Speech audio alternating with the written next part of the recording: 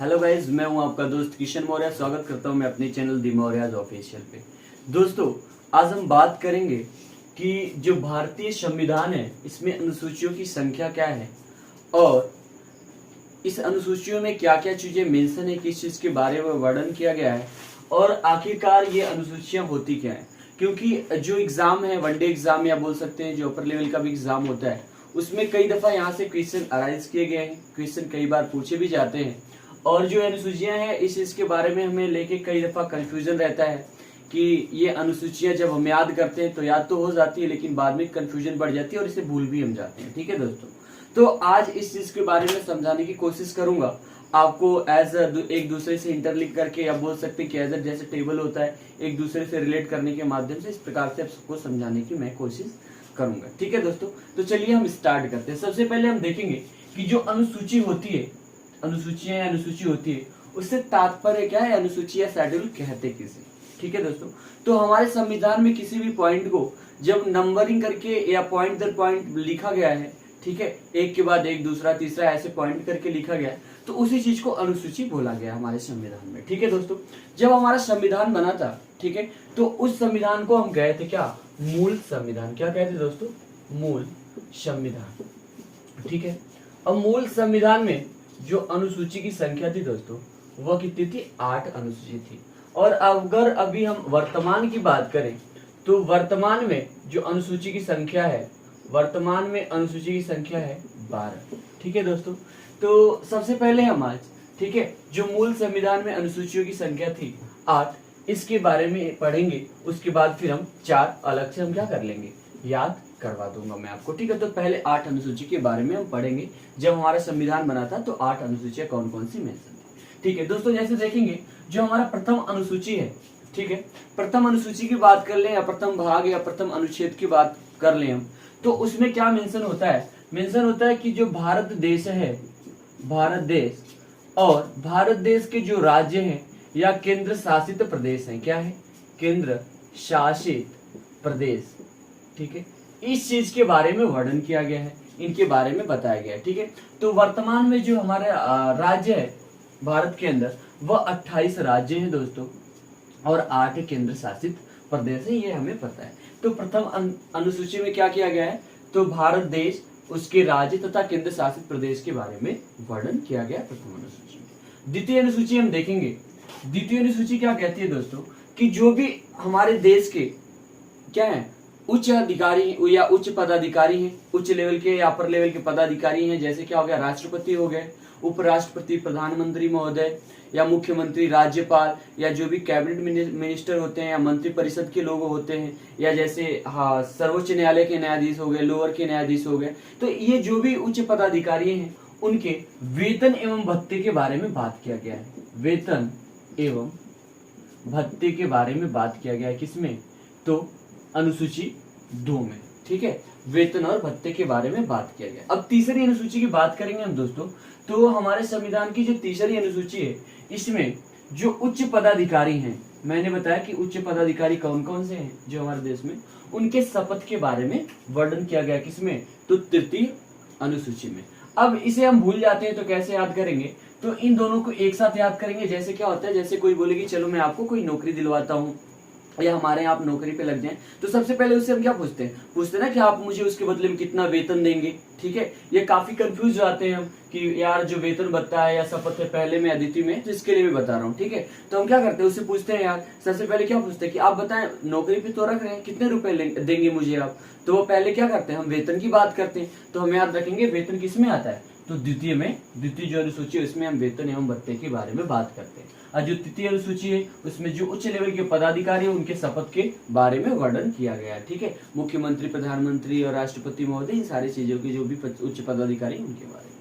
अब चौथी जो देखें, चौथी अनुसूची, इसमें क्या मेंशन किया गया है, चौथी अनुसूची में मेंशन किया गया है दोस्तों कि जो राज्यसभा है।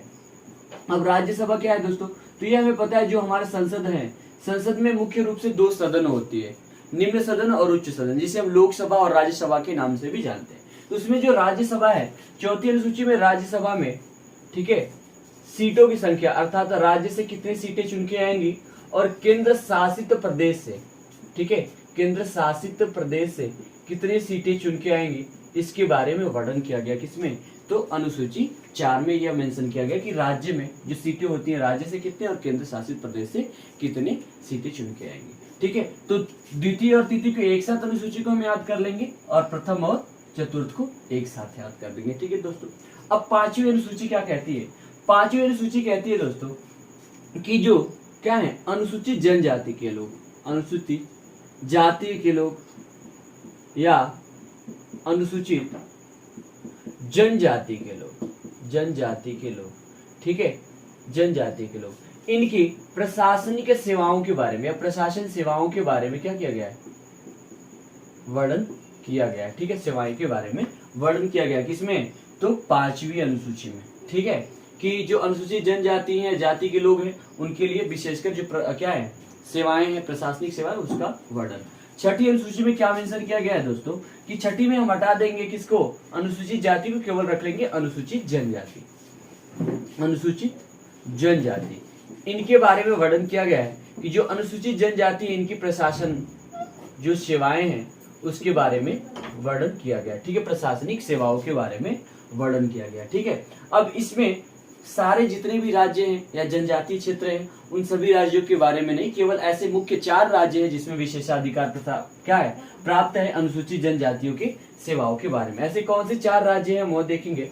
जो 7 सिस्टर वाला हमारा भाग है दोस्तों, ये हो गया हमारा भारत का क्या, जो 7 सिस्टर वाला पार्ट है।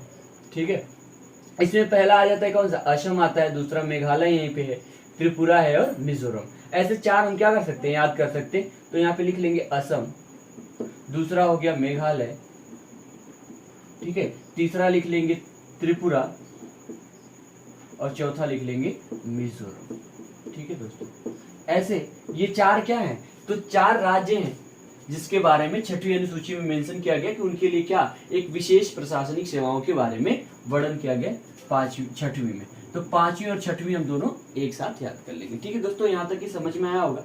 अब 7वीं अनुसूची देखेंगे। देखिए दोस्तों, 7वीं अनुसूची है, 7वीं क्या, स से स्टार्ट होती है और 7वीं में क्या है, सूची। सूची भी स से स्टार्ट हो रही है। तो अर्थात हमारे संविधान में कितने सूचियों के बारे में वर्णन किया गया है, यह किस किस अनुसूची में? तो 7वीं अनुसूची में मेंशन है। ठीक है दोस्तों, अब इसमें देखेंगे 7वीं अनुसूची जो है उसमें सूचियां 3 होती हैं मुख्य रूप से। ठीक है, 3 ही होती हैं टोटल, जिसमें क्या, पहला है संघ सूची, दूसरा है राज्य सूची और तीसरा है क्या, समवर्ती सूची। ये 3 प्रकार की हमारे जो संविधान है, संविधान में सूचियों के बारे में मेंशन किया गया है। कई बार ऐसा क्वेश्चन पूछा गया है कि जो संघ सूची है, राज्य सूची है, समवर्ती सूची है, इसमें कितने विषय हैं, ऐसे कौन कौन से विषय आते हैं। तो कौन कौन से विषय आते हैं इस चीज के बारे में हम नहीं देखेंगे इसमें, क्योंकि वीडियो काफी लंबा हो जाएगा। केवल हम ये देख लेते हैं कि इसमें कितने विषयों के बारे में वर्णन किया गया है। संघ सूची में हम देखेंगे दोस्तों कि पहले कितनी सूची थी, तो सॉरी विषय थे, तो 97 विषय थे, जो बढ़ के अब कितने हो गए, तो 100 इसमें विषय हो गए, किसमें, संघ सूची में। ठीक है दोस्तों, अब राज्य सूची की हम बात कर लें तो राज्य सूची में कितने पहले थे, तो 66 क्या थी, विषय थी। अब घट के इसमें कितनी हो गई है, तो 61।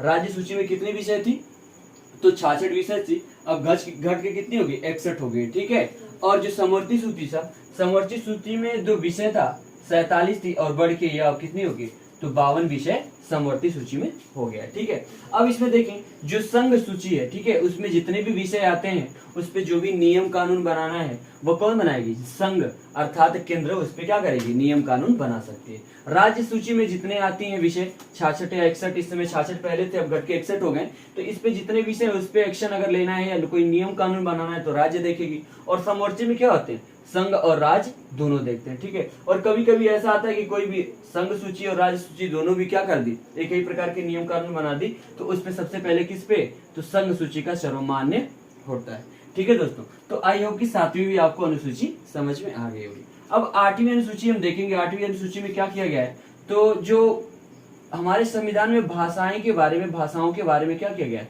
मेंशन किया गया है। जब हमारा मूल संविधान बना था तो उस समय हमारे संविधान में केवल 14 भाषाएं क्या थी, मेंशन थी। ठीक है, जब हमारा संविधान बना था तो उस 8वीं सूची में क्या किया गया, भाषाओं का वर्णन किया गया। ठीक है, और प्रेजेंट में कितनी भाषाएं हमारे संविधान में मेंशन, तो टोटल 22 भाषाओं के बारे में वर्णन किया गया, कितने, 8वीं अनुसूची में। और इतना दोस्तों, जो भी अभी 8 अनुसूचियां मूल संविधान में मेंशन थी, ये आपको बताया मैं आसानी से आपको क्लियर भी होंगे, एक दूसरे से आप रिलेट करके याद भी कर पा रहे होंगे। अब जो 4 आगे का बचा हुआ है वह हम अगले स्लाइड में आपको बताएंगे। ठीक है दोस्तों।